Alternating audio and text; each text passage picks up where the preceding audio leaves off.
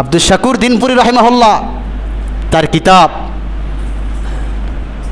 তার কিতাবের মধ্যে লিখেন নামাজির যে অবস্থা বর্তমানে। উনি লেখেন ওনার কিতাবে নামাজি 4 প্রকার, আমার কাছে আরও বেশি প্রকার মনে হয়। বলে এক প্রকার নামাজি হচ্ছে ঠাটকে, উর্দু শব্দ। এক প্রকার নামাজি হচ্ছে ঠাটকে, এই শব্দ গ্রাম অঞ্চলে ব্যবহার হয়। ঠাটবাট, এই শব্দ শোনেন নাই? লোকটার বড় ঠাটবাট। বড় ঠাটবাট মানে খুব জাঁকজমক জৌলুসপূর্ণ।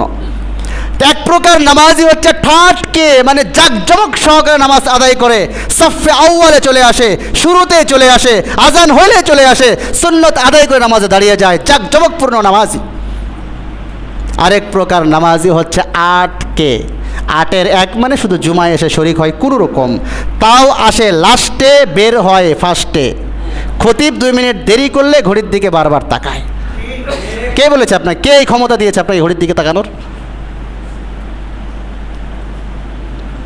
এটা হচ্ছে খতিবের জায়গা। খতিব ইচ্ছা করলে 5 মিনিট 10 মিনিট দেরিও করতে পারে। এটা খতিবের জায়গা। যদি খতিবের প্রতি আপনার এতটুকু শ্রদ্ধাবোধ না থাকে, ওই খতিবের পিছনে, ওই ইমামের পিছনে আপনার সালাত আদায় হবে না। আল্লাহর কসম, আল্লাহর কসম, আল্লাহর কসম। সেই ইমাম আর খতিবের প্রতি যদি আপনার এতটুকু শ্রদ্ধাবোধ না থাকে, তার পিছনে আপনার সালাত আদায় হবে না। আপনি জানের বিপক্ষে কোনো ফতোয়া নিয়ে আসেন, আমি জুবায়ের আহমদ উসমানী ফতোয়া দিয়েছি। দ্বিতীয় প্রকার নামাজি হচ্ছে আটকে। 8-এর 1 আসে কোনো রকম, আসে লাস্টে, বের হয় ফার্স্টে। আরেক প্রকার নামাজি হচ্ছে খাটকে। খাট মানে জানাজার খাটলি, কোনো রকম জানাজার খাটলির পেছনে যায়। 5 ওয়াক্ত তো নাই, জুমাতেও আসে না। এখন যেহেতু সমাজের সবচেয়ে বড় নেতা, চিন্তা করে ভোট তো আসেই সামনে, নেতামতো করতেই হবে, জানাজাতেও যদি শরিক হয়ে 2-4টা কথা না বলি, তাহলে কি এই মহল্লার লোকজন কি আমার আর থাকবে? সেখানে তো যেতেই হবে। এই কোনো রকম গিয়ে জানাজার খাটের পিছনে গিয়ে দাঁড়ায়। এ হলো খাটকে। আরেক প্রকার 360কে, মানে 360 দিনের একদিনের মুসলিম, শুধুমাত্র ঈদে যায় কোনো রকম।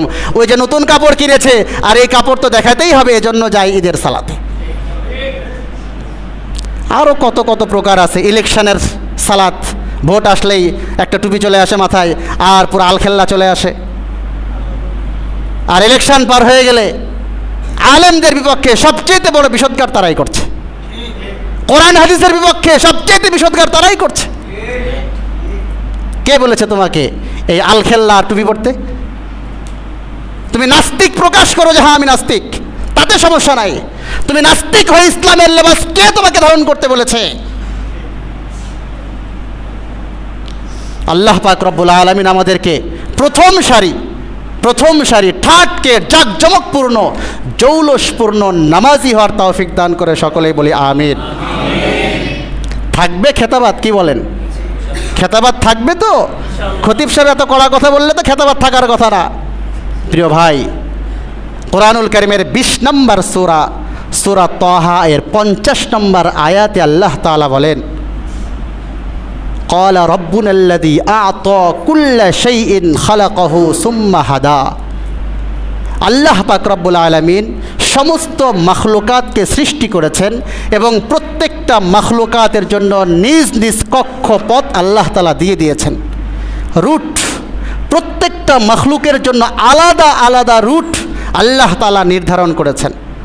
চাঁদ সে তার রুটেই চলে, সূর্য সে তার রুটে চলে, বাঘ সে তার রুটে চলে, সিংহ সে তার রুটে চলে, বিড়াল সে তার রুটে চলে। একমাত্র কেবলমাত্র শুধুমাত্র নাফরমান মানুষ সে তার রুটে চলে না। আল্লাহ বানাইলেন সাজদা করো, বলে না সাজদা করবো না। আল্লাহ বানাইলেন ইনসাফ করো, বলে না ইনসাফ করবো না। আল্লাহ বানাইলেন বলে মিথ্যা বলো না, মিথ্যা বলবো। কোরআন অনুমতে জীবন পরিচালনা করবো, বলে না সেটা করবো না। ইসলামী খেলাফত ব্যবস্থা, বলে না ইসলাম আমি মানি না। তা আপনি যদি ইসলামী খেলাফত ব্যবস্থা না চান, আপনার নাম মুসলমানের খাতা থেকে কাতার থেকে সাথে সাথে বের হয়ে যাবে। আপনি যেই দল করেন, যেই মত করেন, আপনি যাই করেন, আপনার একটা ব্যক্তিগত দল থাকতেই পারে, কিন্তু ইসলামকে ভালোবাসি, হ্যাঁ সহি আপনি করতে পারেন, আপনার একান্ত ব্যক্তিগত বিষয়। কিন্তু ইসলামের চাহিদা, আপনি একজন মুসলিম হিসাবে আপনি ইসলামের চাহিদা কি বলে? কিন্তু আপনি অস্বীকার করবেন, আপনার ঈমান সঙ্গে সঙ্গে চলে যাবে, ইসলাম থেকে বেরিয়ে পড়বেন আপনি। আপনি অত সহজ মনে করলেন দিনটাকে, দুনিয়ার সবগুলো ঠিক আছে, দিনকে সে এত সহজ মনে করলেন কেন?